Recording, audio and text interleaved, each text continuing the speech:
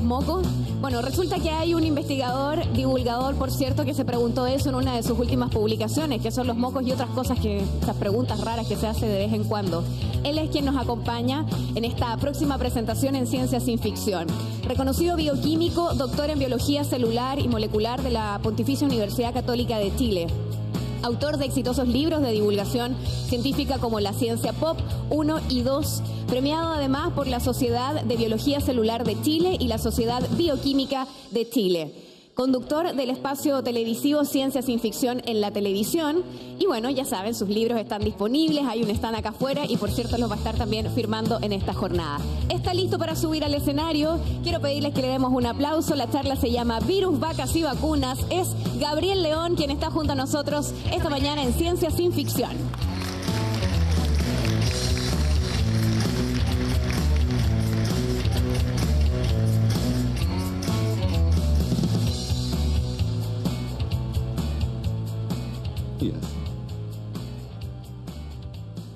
¿Cómo están?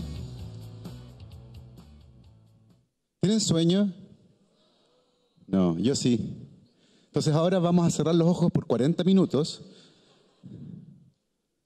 No, mentira. Estoy muy contento de estar acá. Gracias nuevamente, Boris, Gonzalo, a las universidades que están apoyando y evidentemente a todos ustedes que están hoy día apoyando masivamente a la comunicación de la ciencia y la innovación. Me encanta que esto esté pasando en todo Chile, particularmente fuera de Santiago, creo que es súper importante también. Así que muchas gracias por acompañarnos. Hoy día vamos a hablar de una tecnología también y un poco de historia. Vamos a hablar acerca de cómo ha cambiado nuestra vida en los últimos 200 o 300 años. Y esta es una lección muy importante porque si se nos olvida cómo era el pasado, vamos a tomar malas decisiones en el futuro. Ese cuadro que está ahí es un cuadro ideal para la pieza de los niños. Se llama El Triunfo de la Muerte y fue pintado en 1500 por un pintor holandés y retrata cómo era más o menos la vida en aquella época. Cuando las enfermedades llegaban a una aldea, a un pueblo, a una ciudad, eso pasaba, arrasaba con todo el mundo. Fíjense en el ángulo inferior izquierdo del cuadro. Ahí está el rey y se lo está llevando la pelada. No perdonaba a nadie. Ricos y pobres caían por igual cuando llegaban las enfermedades a los pueblos, básicamente porque nadie sabía por qué diablos nos enfermábamos. Por esa época se inventó una explicación. ¿Se han fijado que a nosotros no nos gusta la incertidumbre? No nos gusta no saber cosas. Probablemente la evidencia más clara de eso es que cuando se corta la luz, ustedes dan un saltito, sienten un poquito de un sobresalto, como si fuera a venir el cuco. Y después se les pasa, se acuerdan que son adultos, que no existen, que son tonteras, pero hay un saltito, ¿no? Así, ¡oh, la luz se corta! Ah, bueno, soy grande. Y me he portado bien. Pero en aquella época, como no entendíamos por qué nos enfermábamos, hicimos lo más evidente. Inventamos una explicación. Y en aquella época la explicación que se inventó eran los miasmas. Vapores que emergían del suelo, aires malos, y eso era lo que causaba las enfermedades. Esos miasmas contaminaban la sangre, producían una serie de calamidades. Esos eran los reales responsables de las enfermedades. Y la gente moría en grandes números. Levanten la mano todos los que este año estuvieron en cama al menos un día por enfermedad. Ya, chiquillos, tienen que empezar a comer mejor y hacer más deporte. Pero fuera de eso, hoy en día es casi agradable estar en cama en la casa, ¿cierto? Uno ve Netflix, te traen comidita, te tapan, te preguntan, ¿cómo está, mi amor? ¿Cómo se siente? Sí, más o menos. Solíamos decir, las abuelitas, ¿cierto?, que todo tiempo pasado era mejor. ¿Han escuchado eso? Es mentira. Este gráfico muestra la esperanza de vida al nacer en 3 épocas distintas en este planeta. En 1800, en 1950 y el 2012. Quiero que se fijen en la esperanza de vida al nacer más alta en 1800. Acá. Estaba en Bélgica y llegaba apenas a los 40 años. Yo tengo 44. Yo estaría como al borde del ataúd en aquella época. Me estarían siguiendo con las flores. Quiero que se fijen en la esperanza de vida más baja del 2012. La línea verde. Está acá en Sierra Leona y llega a los 45 años. Sierra Leona es uno de los países más pobres de África. ¿Cuál es la reflexión que quiero que hagan al respecto? Hoy, el hijo de un agricultor del país más pobre de África tiene una esperanza de vida al nacer más alta que la del hijo del rey de Bélgica en 1800. Y eso es impresionante. Eso es impresionante. Y la segunda cosa, fíjense la esperanza de vida más alta en 1800 y en el 2012. 1800, 2012. Hoy día nosotros vivimos el doble que hace 200 años. Somos la misma especie. Somos exactamente la misma especie. Pero de alguna forma logramos estrujar nuestra vida para sacarle el doble de tiempo. El doble de tiempo para hacer todas las cosas que a ustedes les gustan. Y eso también es notable. Y ese gran cambio que se ve ahí es producido justamente por nuestra mejor comprensión de por qué nos enfermamos y cómo nos morimos. Una mejor comprensión de lo importante que es lavarse las manos, tener agua pura, alimentarse bien. Y todos esos avances, que son avances de ciencia y tecnología, han permitido hacer esto, que es una maravilla.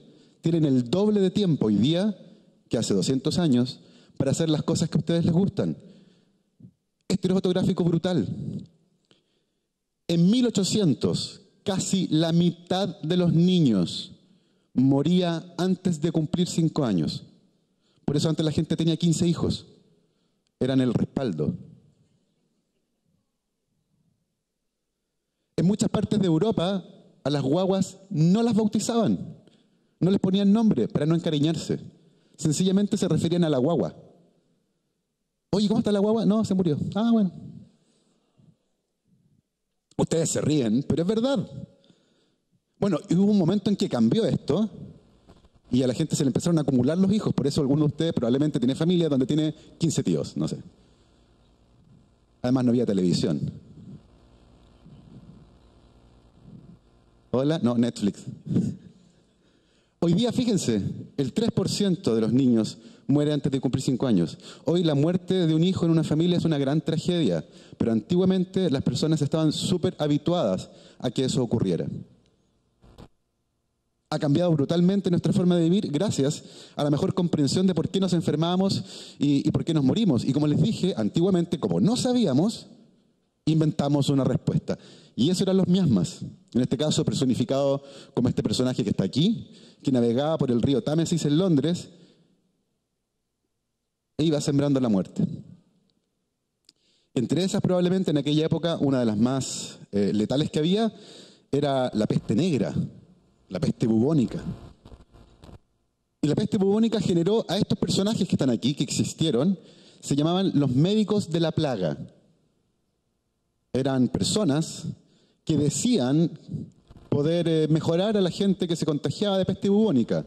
Como se creía en aquella época que las enfermedades eran sencillamente malos olores, estas personas usaban unos abrigos para protegerse y máscaras con lentes que tenían esa punta, y en la punta ponían orégano, lavanda y otras cosas que ustedes usan para aliñar la comida hoy día, pensando que esos olores los iban a proteger de la muerte. ¿Qué les pasaba a estas personas? Se morían, pero con un buen olor. Ahora, evidentemente estas personas no podían hacer nada contra la plaga. Ahora, si la plaga no los mataban ellos de un susto, porque así andaban vestidos. Imagínense, en 1500 y ver que entra a tu pueblo un tipo disfrazado así. Te moriste. Eso está en un museo en Alemania, por cierto. Es un gran disfraz para Halloween. Ya lo saben. Había algunos de estos médicos que se salvaban, sí. Eran los más pillos. Eran los que llegaban al pueblo, cobraban por anticipado y después se iban. Pero evidentemente esto no funcionaba. Nos mantuvimos así durante mucho tiempo. Y si no entendíamos bien la causa de las enfermedades, los tratamientos, digámoslo, tampoco eran los más adecuados. Como se supone que las enfermedades eran una contaminación de la sangre, a alguien se le ocurrió que era muy buena idea entonces botar la sangre. Esas eran las famosas sangrías, que no es vino con fruta, ¿no? Sencillamente te pinchaban una vena y botaban la sangre hasta que te mejoraras. La mayor parte del tiempo la gente moría antes de mejorarse, pero lo seguían intentando. No crean que esto era una tontera que hacían algunas personas que no tenían idea o los ignorantes. No, George Washington, padre fundador de Estados Unidos, murió de una infección a la garganta. Miren la cosa ordinaria. Murió luego de 3 días en cama, estando enfermo, y sus médicos, porque el tipo tenía dinero, así que tenía varios médicos, lo único que hicieron fue sacarle sangre. En la última sangría le sacaron 1 litro de sangre. George Washington murió adolorido y pálido. Miren la cara del tipo, está súper convencido que funciona. Y este otro, o sea, está muy contento. Tiene cara de meme. ¿Ve? Como ese estado de resignación.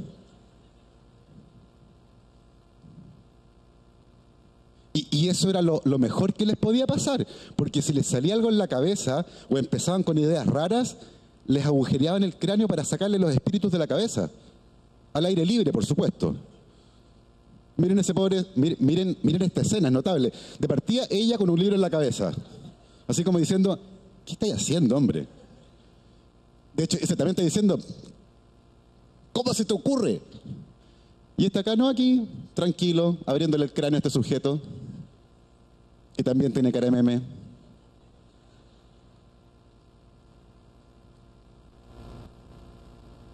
Les sacaban sangre, les abrían el cráneo.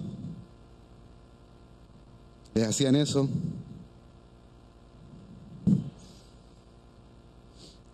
Ay, todo tiempo pasado fue mejor. También tiene cara de meme.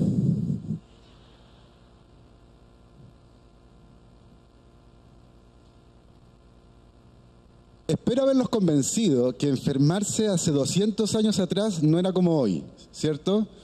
La gente lo pasaba pésimo. Y eso fue así hasta que descubrimos por qué nos enfermábamos. La transición fue lenta y dolorosa. Bueno, obvio. En este contexto apareció un señor en Francia que se llama Franz Mesmer.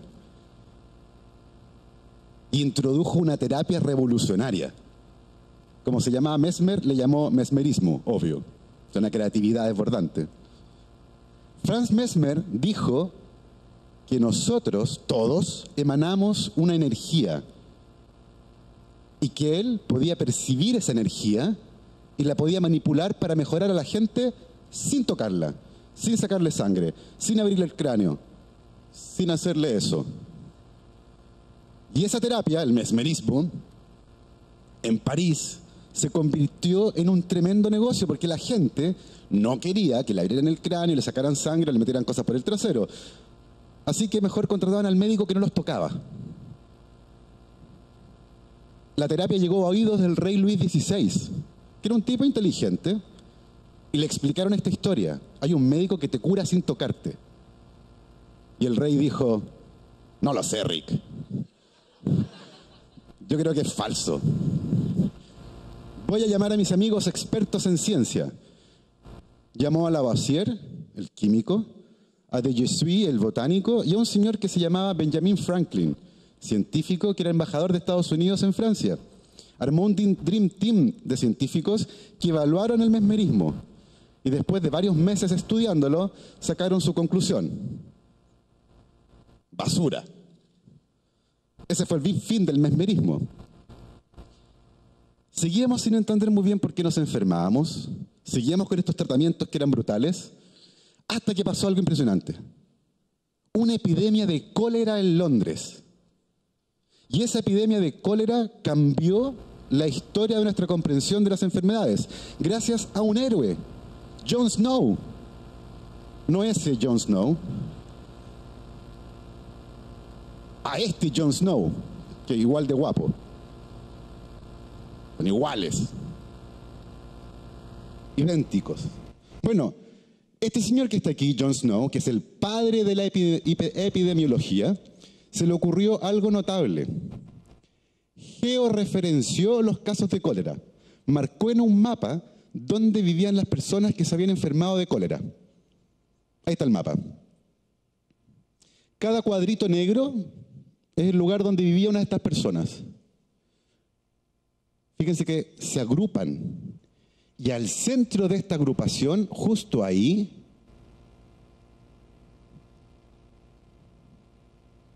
había una bomba de agua que estaba en la presentación y que ahora no está. En fin, había una bomba de agua que surtía todo este sector de Londres, que sigue sin aparecer.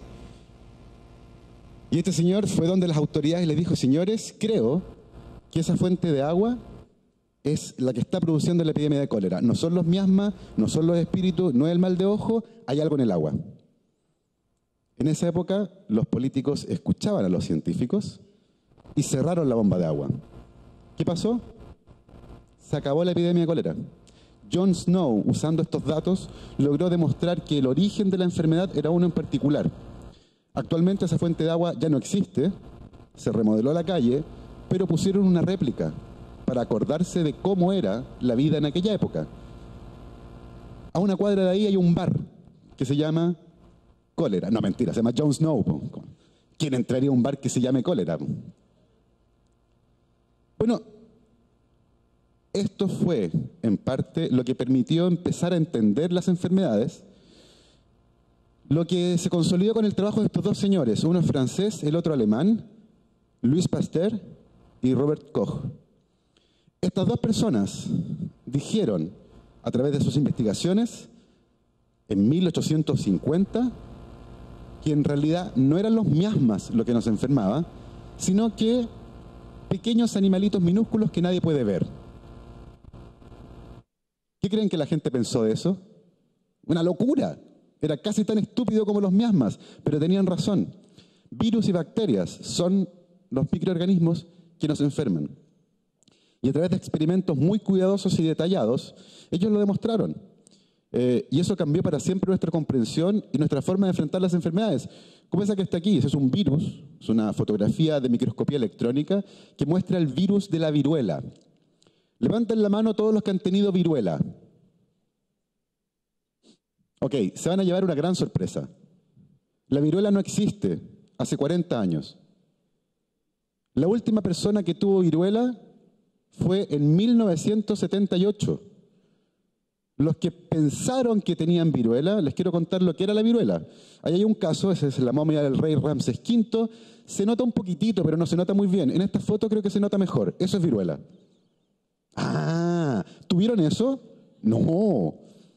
Esa enfermedad que está ahí, que ya no existe, mataba a entre el 30 y el 40% de la gente que infectaba, y si no los mataba, los dejaba desfigurados o ciegos. Era una enfermedad espantosa. Fue además la primera arma biológica de la historia. Cuando en la antigüedad alguien moría de viruela, agarraban el cadáver, iban a una ciudad fortificada, le hacían bate-bate y lo tiraban sobre los muros para iniciar una epidemia dentro de la ciudad. Durante la conquista del oeste, en algunas partes de Estados Unidos, los colonos le regalaban a los indígenas mantas de personas que habían muerto de viruela para diezmar a la población indígena. Eso ocurrió, como les digo, en la antigüedad. Había otra enfermedad que se parecía a la viruela, pero que le daba a las vacas. Era una enfermedad distinta, muy parecida. Y pasaba algo curioso. Las vacas enfermas de viruela les pasa eso. Les salen unas pústulas en las ubres. Y en Europa, en 1700, había un mito urbano. Y ese mito urbano decía que las mujeres que ordeñaban estas vacas enfermas y que se contagiaban la viruela de las vacas, que es distinta a la viruela humana, esas mujeres que se contagiaban la viruela de las vacas nunca se contagiaban de viruela humana, quedaban protegidas. Pero eso era un mito urbano. Y a un médico, Edward Jenner, se le ocurrió hacer un experimento para demostrar que eso era cierto. En aquella época no había agencias de investigación, tampoco había comités de bioética. Así que Edward Jenner agarró al hijo del jardinero, permiso, tampoco había jeringas, así que le hizo varios cortes en el brazo y le untó en ese corte pus de la pústula que tenía una mujer que ordeñaba vacas en su mano y que se había contagiado con la viruela de las vacas. Básicamente lo enfermó de viruela de las vacas. Y ese pobre niño, este médico lo siguió durante varios días para ver cuándo se moría. Pero no se murió. Al día 9 se sintió más o menos, tuvo fiebre, pero se salvó. Y varias semanas después, cuando Edward Jenner estaba seguro de que el niño había sobrevivido, Edward Jenner volvió a tomar al hijo del jardinero y lo contagió con viruela humana 20 veces. Y el niño nunca se enfermó. Con este experimento, Edward Jenner demostró que la viruela de las vacas protege contra la viruela humana. Y en 1796, Edward Jenner inventó la primera vacuna, que se llaman así porque vienen de las vacas.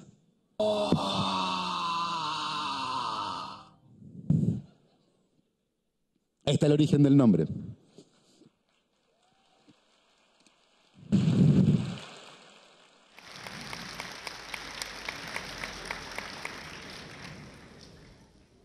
Pero a la gente no le gustaron las vacunas. Esto es de 1802, 6 años después de la primera vacuna. Apareció en un diario en Londres. Las personas en aquella época creían, aquí está Edward Jenner vacunando a esta pobre mujer que está súper asustada. En aquella época las personas creían que si a ustedes les ponían en el cuerpo algo de vaca, les iban a salir vacas por distintas partes del cuerpo o se iban a convertir ustedes en vaca. Yo conozco gente vaca, pero no así. Y uno podría mirar esto y decir, oye, la tropa de locos ignorantes. Y ese es un gran error. Porque el contexto sociocultural en el cual emergieron las vacunas daba para que las personas pensaran esto. La gente le tenía terror a las vacunas. El miedo a las vacunas no es nuevo. Y por eso es importante revisar la historia, porque de esto podemos aprender muchas cosas. En aquella época se animó y se obligó a la gente a vacunarse y se armó un movimiento antivacunas. El movimiento antivacunas victoriano inventó los memes. Esto es un meme, pero se imprimía en papel, po, y lo repartían por toda la ciudad. Y mostraban a las vacunas, ¿cierto?, como una serpiente que, llevando la muerte acá con un velo, atacaba a los pobres niños y las madres tenían que defender a sus hijos de ese peligro.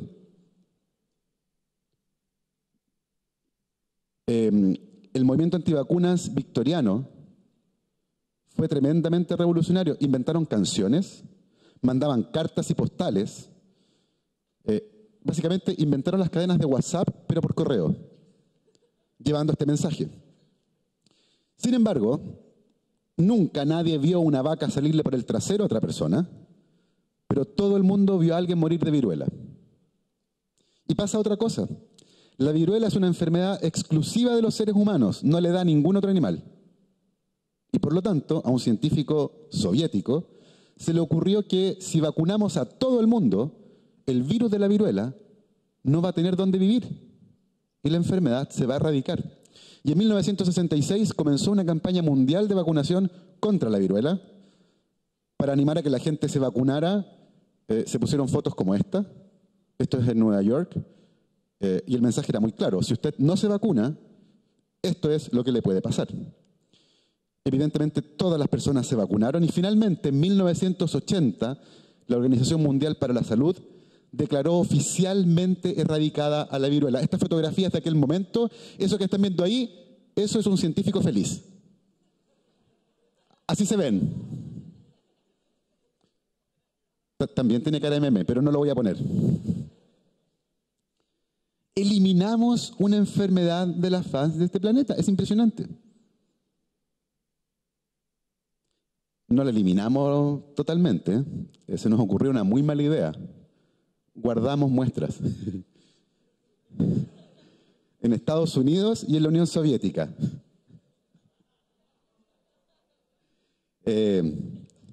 Pésima idea.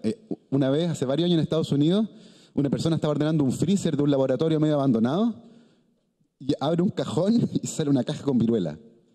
Y en la Unión Soviética, después de la caída de la Unión Soviética, varias cajas de viruela desaparecieron. Anda por ahí probablemente dando vueltas. Ya no hay vacunas contra la viruela, nadie fabricaría vacunas para una enfermedad que no existe, pero lo hicimos, nos organizamos y lo hicimos. Así como hace pocas décadas atrás nos organizamos para combatir el agujero en la capa de ozono, antes nos habíamos organizado para eliminar una enfermedad. Lo podemos hacer. Y nuevamente nos podemos organizar para enfrentar el cambio climático y la crisis climática. El desarrollo de las vacunas y otras tecnologías, como lavarse las manos antes de una cirugía, cambió completamente la forma en que morimos. Ese gráfico muestra de qué moría la gente en 1900 y el 2010.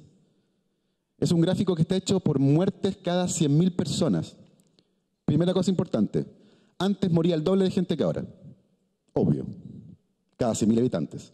Hoy día muere menos gente cada 100.000 habitantes. Vivimos más tiempo. Pero fíjense de qué se moría la gente antes. Neumonía o influenza, principalmente, tuberculosis e infecciones gastrointestinales. La gente se moría de diarrea. Imagínense el funeral. Oye, ¿de qué murió? De diarrea. Pobrecito. La mitad de las personas que moría de esas 4 cosas. De infecciones gastrointestinales, tuberculosis, neumonía, influenza. Hoy día, ¿de qué morimos? Principalmente de enfermedades cardiovasculares, principalmente asociadas al estilo de vida, a la dieta, fumar, no hacer deporte, comer poca fibra, y cáncer. ¿Por qué morimos más de cáncer hoy? Porque morimos más viejos. El cáncer es una enfermedad que aparece con la edad. Antes la gente, ahí está la muerte por cáncer, antes las personas morían antes de que tuvieran oportunidad de que les diera cáncer.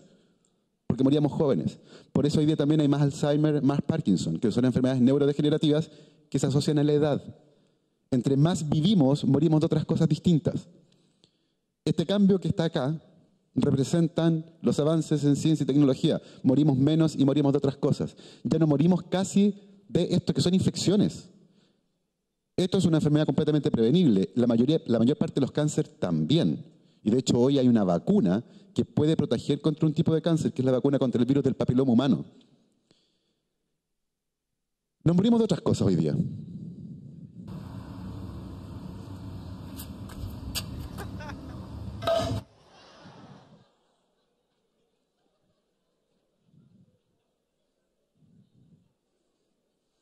¿De qué murió? No, el hermano le pegó un batatazo en la cabeza. No, perdón, el niño está bien. Yo mandé un mail para preguntar, tuvo un cototo, chocó con los muros un tiempo, pero se recuperó. En el futuro, probablemente, en fin, no quiero decir nada. Morimos de otras cosas, eso es lo importante. Fíjense esto, es fantástico. Este es un gráfico que muestra la incidencia de sarampión en Estados Unidos. Acá están todos los estados de Estados Unidos, a la izquierda, en orden alfabético. Abajo están los años, está la progresión del tiempo de izquierda a derecha. Los cuadritos de colores muestran los casos. Estos son casos cada 100.000 habitantes. Rojos son al menos 4.000 casos cada 100.000 habitantes. Había bastante sarampión hasta que aparece esta raya negra. No es que literalmente aparece una raya negra. La raya negra muestra el momento en el que se inventó una vacuna contra el sarampión. ¿Y qué pasó? La gente empezó a vacunarse y el sarampión desapareció. Ahora, no es que desapareció solo, nosotros lo hicimos desaparecer. Ustedes lo hicieron desaparecer porque ustedes se vacunaron. La vacuna contra el sarampión es una de las tantas vacunas que el Estado chileno les entrega gratuitamente en el Plan Nacional de Inmunizaciones cuando cumplen 1 año y en primero básico. Probablemente la vacuna más usada en el mundo que protege contra esta enfermedad. Funcionan, y funcionan súper bien. Hasta que llegaron los 90. Nirvana y las Spice Girls. Y pasó también otra cosa que es fantástica. Eso que está ahí es la imprenta, un artefacto notable. La inventó Gutenberg en 1450 y servía para imprimir libros. ¿Cuál era el problema? Nadie leía, si no había imprenta. Algunas personas sabían leer. Fíjense que la capacidad de leer apareció súper tarde. Recién, en la década de 1960, la mitad de la población del mundo aprendió a leer. Antes de eso, más de la mitad del planeta era completamente analfabeto. La lectura fue una tecnología que entró muy lentamente en nuestras vidas. Se demoró siglos en tener una influencia notable. Y en ese contexto, en los 90, apareció masivamente otra tecnología, Internet.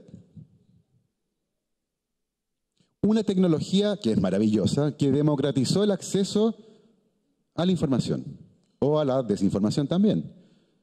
En una sociedad que recién había aprendido a leer, el acceso a una cantidad infinita de información se ha convertido en un problema.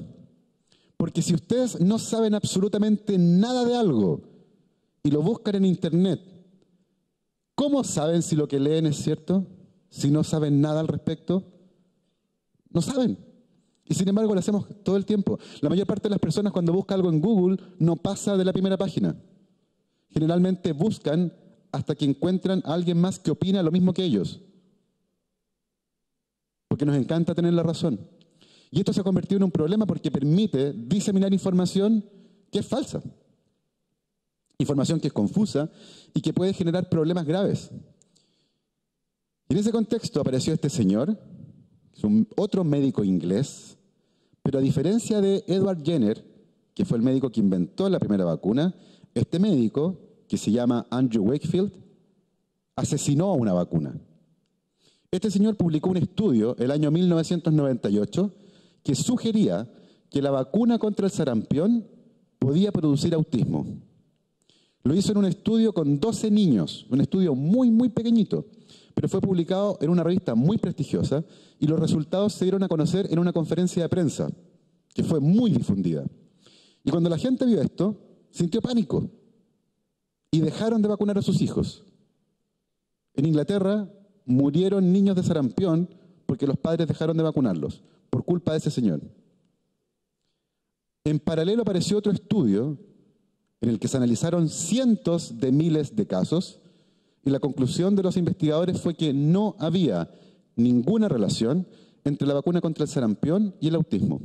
Y eso hizo que un periodista inglés, que se llama Brian Deer, comenzara a investigar a este señor y las motivaciones que tenía para publicar el primer estudio. Y descubrió varias cosas. La primera es que había sido contratado por un abogado que quería demandar al fabricante de la vacuna. La segunda es que este señor estaba patentando una vacuna nueva contra el sarampión. Y la tercera es que compró muestras de sangre en un cumpleaños de su hijo e inventó los diagnósticos de autismo. El paper científico era un artefacto, era un invento. Y eso hizo que el día de hoy, si ustedes lo buscan, tenga este letrero adelante que dice retracted, esta información ya no es válida. Se hizo un juicio en contra de él, se le quitó la licencia de médico y él huyó a Estados Unidos, donde consiguió algunos amigos. Dios los cría, el diablo los junta.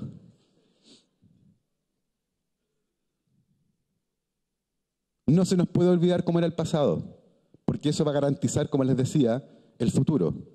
Y el último mensaje. Esta tumba muestra lo que pasó con los hijos de la familia Larsen. 5 muertos en 4 días. Mary, Holger, Anna, Clara y Ellen murieron todos de lo mismo, de difteria, entre el 3 de julio de 1903 y el 7 de julio de 1903. 2 de ellos murieron el mismo día. Anna y Ellen murieron el 4 de julio de 1903. ¿Se imaginan hoy día que a una familia se le mueran 5 hijos de un viaje? De partida nadie tiene 5 hijos. 5 en un día, de una enfermedad prevenible. En aquella época no había una vacuna contra la difteria, pero hoy día sí la hay. Y por lo tanto, negarse a usar las vacunas, por ejemplo, básicamente es no conocer cuál ha sido la historia de nuestra especie, que en el pasado afrontó una vida súper difícil, como la que yo les mostré en el cuadro, pero que ciertamente hoy es mucho mejor. Por lo tanto, el llamado que les quiero hacer es que se informen con responsabilidad y que cuiden a sus hijos, porque hoy día lo podemos hacer, y también a ustedes mismos. Eso, muchas gracias. Un aplauso para Gabriel León, que ha estado junto a nosotros. Quédate sobre el escenario un instante, Gabriel, para recibir este reconocimiento, una manera de agradecer que estés junto a nosotros en esta segunda jornada de Ciencia Sin Ficción. ¿Le faltó algo? Vacúnense. Aló, vayan a vacunarse. De hecho, viene ahí la enfermera entrando. Claro. Así que vayan levantando el brazo. Gabriel, antes que te vayas, tengo una pregunta que nos ha llegado a través de redes sociales con el hashtag Ciencia Sin Ficción. Vamos a usar de tu buena disposición para tener unos minutos más y preguntarte justamente, con parte de lo que tú estabas mencionando dentro de esta presentación con el tema de las vacunas. Y es que este movimiento antivacunas también se ha reactivado y ha tenido mucha aparición a través de medios de comunicación. ¿Cómo ves esa situación? La importancia de que igual se les dé cabida y un poco lo que entra en juego entre el derecho o la libertad de expresión y que aparezcan movimientos como este hoy. A ver, desde el punto de vista... Hay hechos que no son debatibles y por lo tanto no hay discusiones. Y eso es lo que ocurre hoy día con las vacunas. No hay una discusión científica, técnica o médica con respecto a su utilidad o seguridad. Y por lo tanto, cuando los medios de comunicación transmiten la sensación de que sí hay un debate, generan un gran daño. Porque finalmente las personas lo que hacen es ver un partido de tenis. Dice lo que opina el médico versus lo que opina un tipo que leyó un blog. Y eso no puede ser. Entonces tengo la sensación de que cuando los medios de comunicación generan debates artificiales, le hacen un flaco favor, en este caso, a la salud pública. No es la forma correcta de informar. Yo creo que ahí se requiere responsabilidad editorial para dejar suficientemente claro este punto. Y tú puedes informar que hay un grupo de personas que tiene una postura contraria, pero editorialmente es importante destacar que no hay un debate. Porque si hay padres que estén dudando, por ejemplo, pueden leer esto y confundirse. Y eso no puede ocurrir. Le quiero agradecer a Gabriel León por estar junto a nosotros a nombre de Ciencia Sin Ficción. Gracias por compartir esta jornada, Gabriel.